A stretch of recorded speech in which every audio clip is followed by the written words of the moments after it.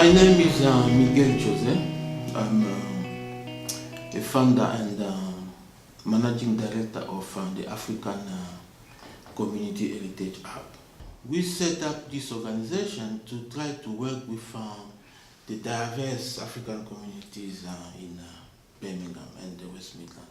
The hub got into a partnership with the Birmingham City University and the Voices of Peace and War to work on a project called Minding Black Histories in Wartime. That project was about unveiling stories of black servicemen who served in the First World War. It was a kind of, I met some people, I think it was in an HLF event that we're talking about the commemoration of First World War. I start thinking about putting up a kind of a project that will remember or acknowledge the contribution of Congolese soldiers who fought in World War I in Tanzania. The objectives of the project was to work with young people. We set up to work with 5 to 7 young people to train them in collecting digital stories. And we said we're gonna do some workshops. We're gonna then help those young people, the trained young people, in collecting stories. Some of the young people had links with servicemen of First World War and Second World War. But there was a kind of confusion because these young people, most of them didn't even care about the World War. One of the young people told me, why do you want me to do that?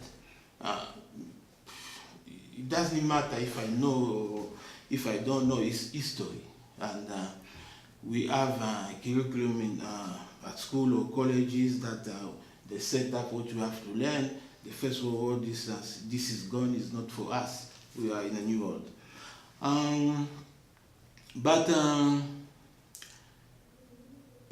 At one time, when we start talking, we build up this conversation about involvement or contribution of black servicemen in the First World War. The young people start to show up a bit of interest.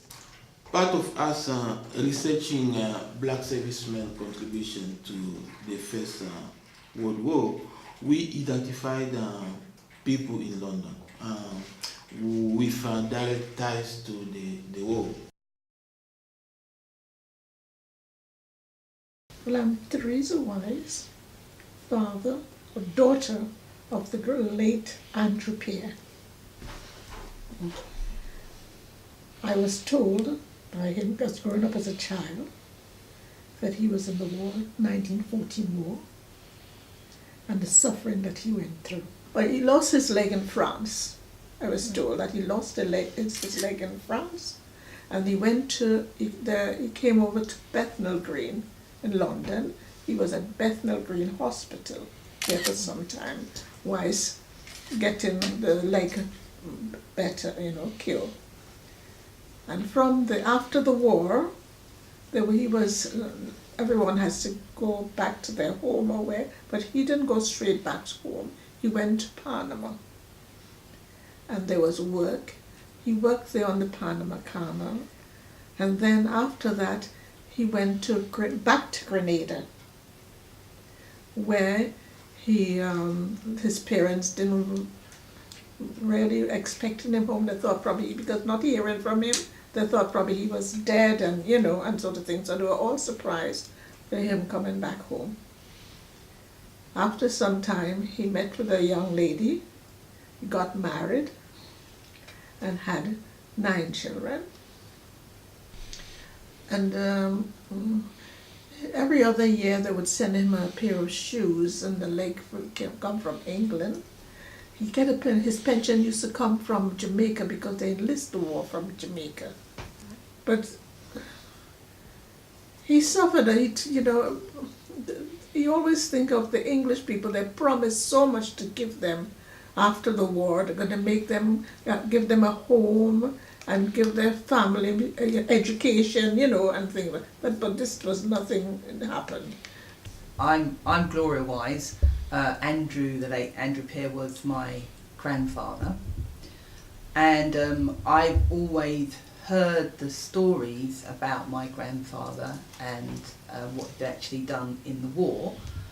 The West Indian contribution has literally been airbrushed out of all our history books, because I feel that if, when I was learning about World War I and World War II when I was at school, so we're talking about primary school and secondary school, if I felt that my grandfather had anything to do with this, I would have had a different sense of pride that would have been instilled in me, that actually this is part of my history, this part of British history is actually my history, while obviously I've just sat on the periphery and just understood that this is a white British history and nothing to do with me. So I think that I feel cheated in a way that I couldn't celebrate the World War I and II histories when I was a young person, because I was unaware of the major part that my grandfather and other people had actually played in that.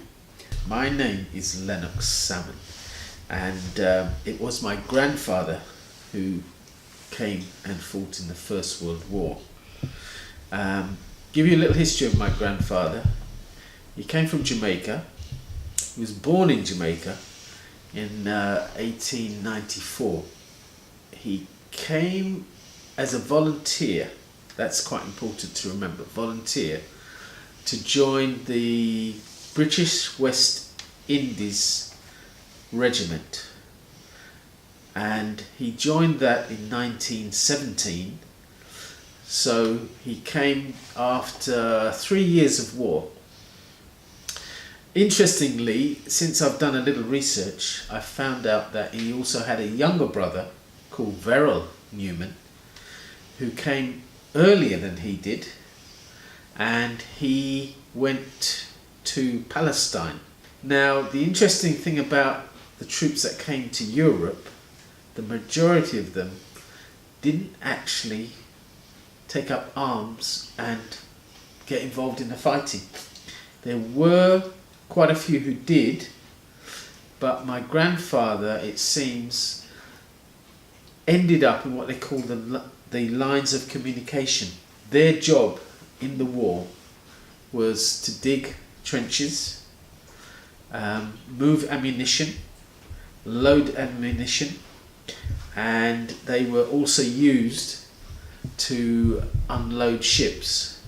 So kind of like the menial tasks, supposedly less dangerous, but if you're near the front where the fighting is going on and you're dealing with loading or even moving ammunition, then obviously the enemy would like to compromise things and blow up your ammunition. So what they did was actually quite dangerous.